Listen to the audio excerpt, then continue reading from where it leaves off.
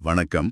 இன்னைக்கு நாம வேணுவின் one stop solutions Venu's one stop சொல்யூஷன்ஸ்னு சொல்றாங்க இல்லையா, அந்த நிறுவனத்தோட காப்பீட்டு சேவைகள் பத்தி கொஞ்சம் ஆழமா அலச போறோம். நீங்க எங்களுக்கு அவங்களோட விளம்பரங்கள், வெப்சைட்ல இருக்கிற தகவல்கள், அப்புறம் கஸ்டமர்ஸ் என்ன சொல்றாங்கன்னு இப்படி பல விஷயங்களை கொடுத்துருக்கீங்க. ஸோ இதெல்லாம் வச்சு அவங்க மெயினா என்னென்ன சர்வீஸ் பண்றாங்க, அதனால நமக்கு அதாவது வாடிக்கையாளர்களுக்கு என்ன பெனிஃபிட்ஸ், அப்புறம் அவங்கள நம்பலாமா, அதுக்கு என்ன காரணங்கள் சொல்றாங்கன்னு இதெல்லாம் தெளிவா புரிஞ்சுக்க முயற்சி பண்ணுவோம். சரி, ஆரம்பிக்கலாமா? நிச்சயமா. இப்போ இருக்கிற காலகட்டத்துல இன்சூரன்ஸ்ங்கிறது ம். ரொம்பவே முக்கியமாயிடுச்சு.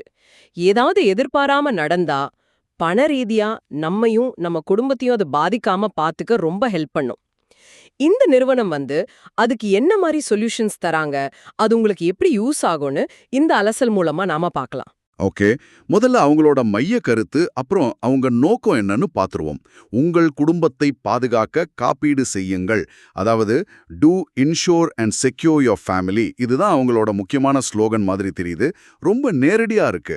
அதே மாதிரி வாடிக்கையாளர்களை மகிழ்ச்சிப்படுத்துவதே எங்கள் நோக்கம், make customer happy is our goal அப்படின்னு சொல்றாங்க. குறிப்பா குடும்பத்தோட ஃபியூச்சரை சேஃப்கார்ட் பண்ண ஈஸியான பிரைஸ்ல ஒரு நல்ல லைஃப் இன்சூரன்ஸ் தர்றது தான் அவங்க மெயின் மெசேஜ் மாதிரி தெரியுது. அவங்களுக்கு 4.7 ஸ்டார் ரேட்டிங் இருக்கணும் சொல்றாங்க. ஆமா, அந்த 4.7 ஸ்டார் ரேட்டிங் அது கஸ்டமர் சாட்டிஸ்ஃபேக்ஷனுக்கு அவங்க முக்கியத்துவம் தரத காட்டுது. ஆனா ஒரு நிறுவனம் உண்மையிலே நம்பகமானதுதான்னு பார்க்க இன்னும் சில விஷயங்கள் இருக்கு இல்லையா? அவங்க கொடுத்த ஆதாரங்கள்லயே சில முக்கியமான விஷயங்கள் இருக்கு. உதாரணமா பாத்தீங்கன்னா, அந்த நிறுவனத்தோட ஃபவுண்டர் திரு டி. வேணுகோபால், அவருக்கு 27 வருஷத்துக்கு மேல அனுபவம் இருக்குன்னு சொல்றாங்க. ஓ, 27 வருஷமா?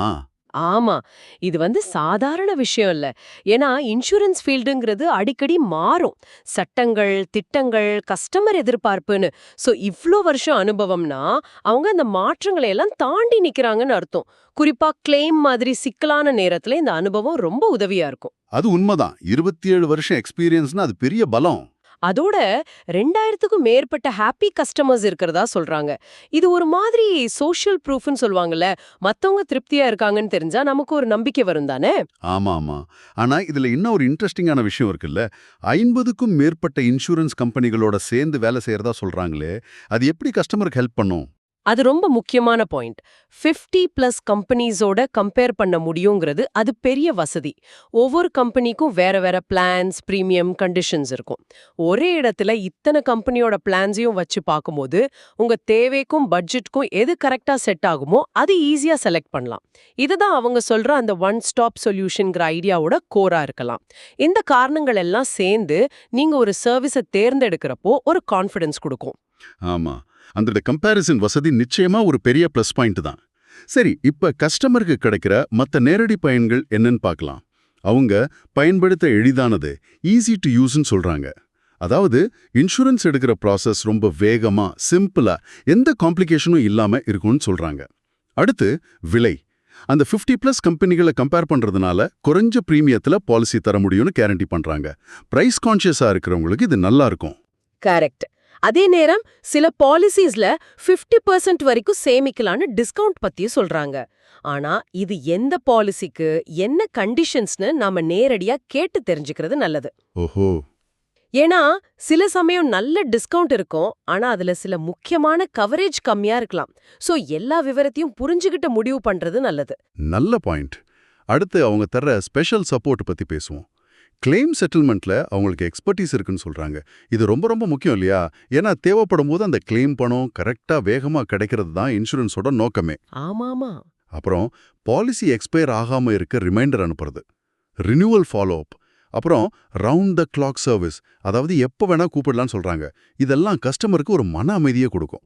அந்த ரவுண்ட் த கிளாக் சர்வீஸ் அது எந்த அளவுக்கு உண்மையிலேயே வேலை செய்யுது, எந்த மாதிரி உதவிக்கு அது பொருந்தோன்னு பார்க்கணும். ஆனாலும் ஒரு கான்டாக்ட் பாயிண்ட் எப்பவும் இருக்குங்கிறது நல்ல விஷயம்தான். அப்புறம் இலவச ஆலோசனை, அதாவது ஃப்ரீ கன்சல்டேஷன், அப்புறம் உங்களுக்காகவே கஸ்டமைஸ்டு பிளான் தர்றதாவும் சொல்றாங்க.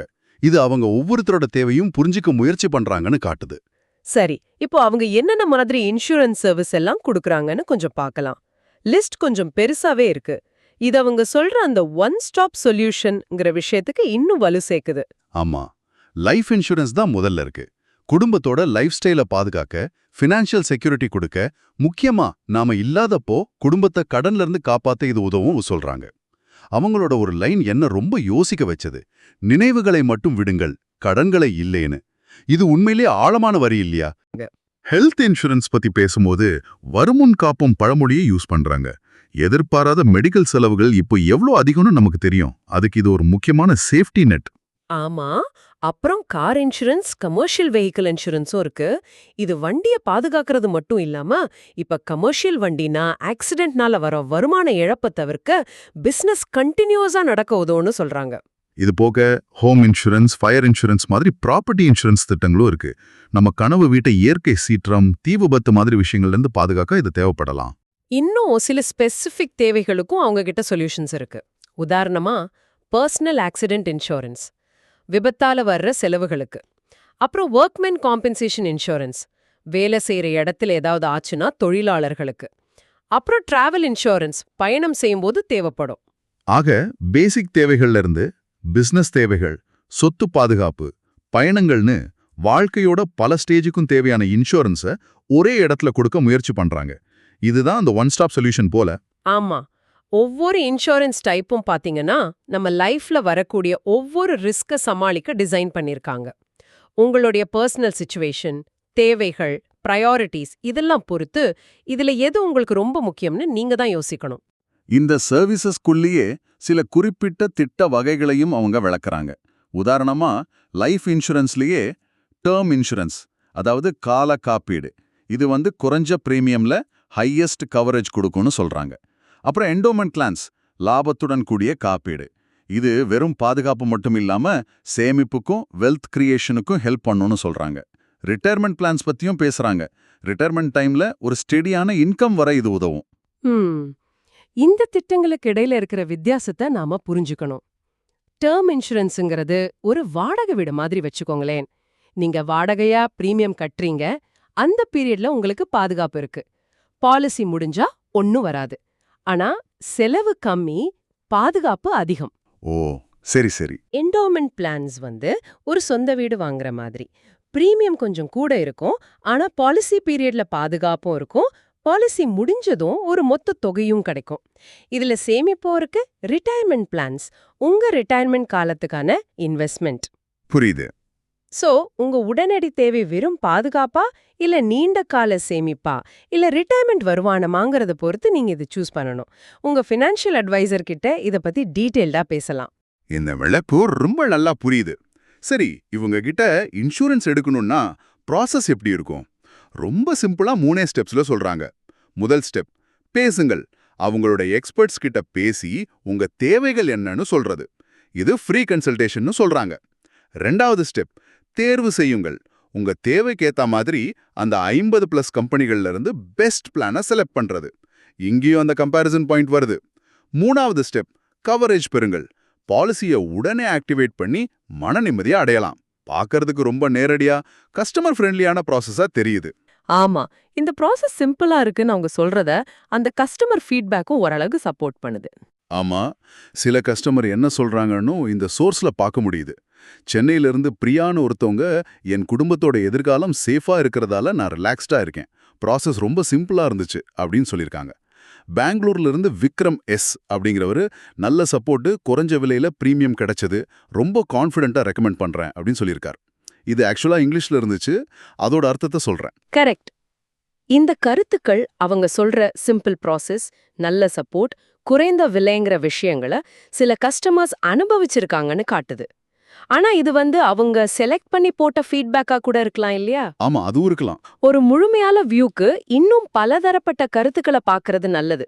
ஆனாலும் நிறுவனம் என்ன சொல்ல வருதோ அதோட இது ஒத்து போகுது. அவங்கள காண்டாக்ட் பண்ணணும்னா அதுக்கான விவரங்களும் தெளிவா கொடுத்திருக்காங்க. ஃபோன் நம்பர்ஸ் 9848998577, அப்புறம் 996299991957. இதுல கால் பண்ணலாம், இல்ல வாட்ஸ்அப் அனுப்பலாம்னு சொல்லியிருக்காங்க. Email ID venustop@gmail.com, website http://www.venu.in. இங்க தான் விஷயம் இன்னும் கொஞ்சம் இன்ட்ரெஸ்டிங்கா இருக்கு. இந்த ஆதாரங்கள்ல அவங்களுடைய மார்க்கெட்டிங் ஸ்ட்ராட்டஜி பத்தியும் சில டீடைல்ஸ் இருக்கு. அவங்க எப்படி கஸ்டமர்ஸ் அப்ரோச் பண்றாங்கன்னு இது காட்டுது. ஓ, அப்படியா? சொல்லுங்க பாப்போம். உதாரணமா வாட்ஸ்அப்ல எப்படி காண்டாக்ட் பண்றாங்கன்னு பாருங்க. ஒரு மெசேஜ்ல ஃப்ரீ கன்சல்டேஷன் வேணும்னா கால்னு ரிப்ளை பண்ணுங்கன்னு சொல்றாங்க. இது ஒரு டைரக்ட் கால் டு ஆக்ஷன்.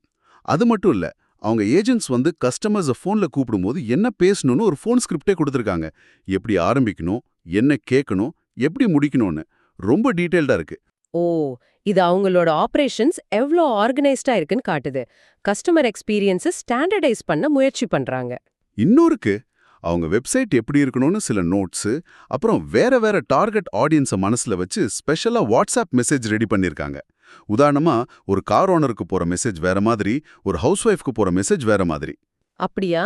ஆமா, சென்னை, கோவை, பெங்களூர் மாதிரி வேற வேற ஊர்ல இருக்கிற கஸ்டமர்ஸ்க்கு ஏத்த மாதிரி அந்த மெசேஜ்ல அந்த ஊர் பேரை மென்ஷன் பண்ணி அனுப்புறாங்க. இது ஒரு மாதிரி பர்சனலைஸ்ட் அப்ரோச் இல்லையா? கண்டிப்பா. இது மாடர்ன் மார்க்கெட்டிங்ல ரொம்ப முக்கியமான ஒரு டெக்னிக்.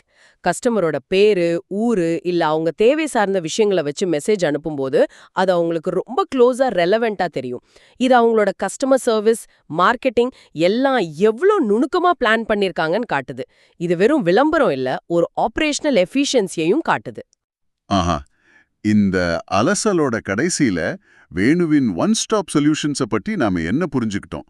அவங்க லைஃப் இன்சூரன்ஸ்ல ஆரம்பிச்சு ஹெல்த், வெஹிக்கிள், ஹோம், பிசினஸ், டிராவல்னு ஒரு பெரிய ரேஞ்சில் இன்சூரன்ஸ் தேவைகளை ஒரே இடத்துல பூர்த்தி செய்ய முயற்சி பண்றாங்க. ஃபவுண்டரோட 27+ வருஷ அனுபவம், 2000க்கும் மேல கஸ்டமர்ஸ் இருக்கிறதா சொல்றது, கிளைம் ஹெல்ப், ரினியூவல் ரிமைண்டர் மாதிரி சப்போர்ட் சர்வீசஸ், முக்கியமா அந்த 50+ கம்பெனி பிளான்ஸை கம்பேர் பண்ணி குறைஞ்ச பிரீமியம்ல பாலிசி எடுக்கிற ஆப்ஷன், இதெல்லாம் தான் அவங்க ஹைலைட் பண்ற பாயிண்ட்ஸ். ப்ராசஸை சிம்பிளா வச்சுக்க ட்ரை பண்றதும் தெரியுது. ரொம்ப சரியா சொன்னீங்க. இப்போ இந்த தகவல்களை எல்லாம் கேட்ட உங்களுக்கு ஒரு கேள்வி எழலாம். இந்த நிறுவனம் பத்தி நாம இவ்ளோ விஷயம் பேசணும் இல்லையா? இத வச்சு பார்க்கும்போது உங்களுடைய அல்லது உங்க குடும்பத்தோட ஃபினான்ஷியல் சேஃப்டிக்கு நீங்க இதுவரை யோசிக்காத ஏதோ ஒரு தேவை இல்ல ஒரு புது ஆங்கிள் இப்போ உங்களுக்கு தோணுதா?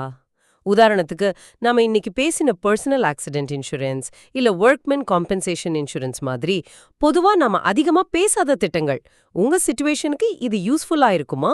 இல்ல அடுத்த தடவை நீங்க டிராவல் பண்ணும்போது டிராவல் இன்சூரன்ஸ் எடுக்கலாமான்னு யோசிப்பீங்களா? ஒவ்வொருத்தரோட தேவையும் யூனிக் இல்லையா? இந்த அலசல் உங்க தேவைகளை பத்தி யோசிக்கிறதுக்கு ஒரு சின்ன தூண்டுதலா இருந்திருக்கும்னு நம்புறோம். இத பத்தி நீங்க கொஞ்சம் யோசிச்சு பாருங்க.